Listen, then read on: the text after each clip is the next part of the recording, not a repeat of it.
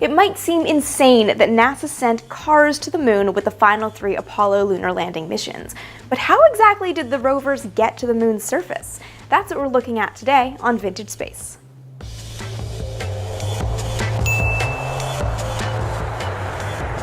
So first, a little bit of a backstory.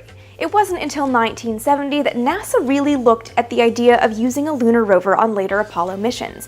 The idea was to give astronauts better surface mobility, allowing them to cover a greater distance during their relatively short lunar stays. It would also be a way for them to carry more gear and recover more rocks from the moon's surface, bringing it back to the lunar module to eventually bring it home.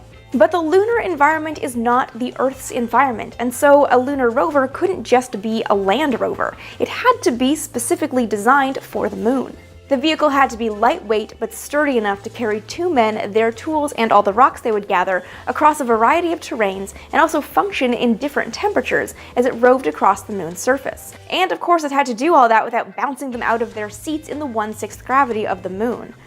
The final vehicle was lightweight and sturdy. It was an open design with wire mesh wheels designed to not sink into the lunar regolith. Seatbelts kept the astronauts in their seats, and there were places to store all of their tools.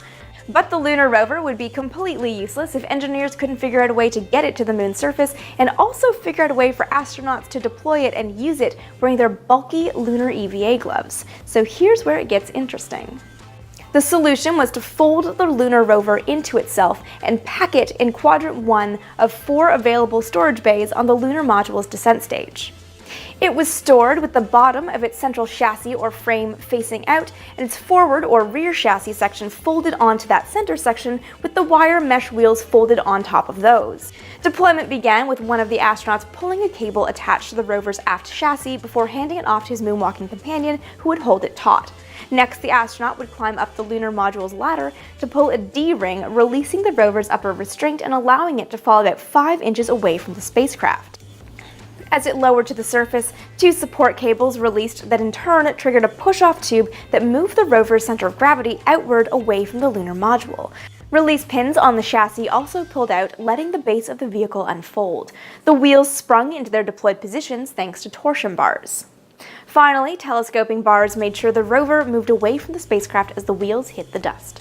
Once on the surface, the astronauts just had to set up their seats, put in their footholds and the central control panel, and then they were off to rove the moon. And the lunar rovers did exactly what they were designed to do. They seriously increased the amount of ground the later missions were able to cover during those brief EVAs on the surface. Apollos 11, 12, and 14 covered a total combined distance of about 4.4 miles.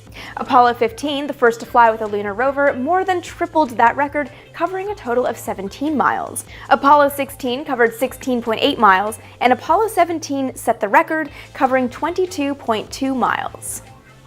All 3 missions left their lunar rovers on the moon's surface. They weren't designed to come back to Earth, but they did have cameras, and it was the cameras on board those lunar rovers that allowed NASA to watch the missions taking off from the moon.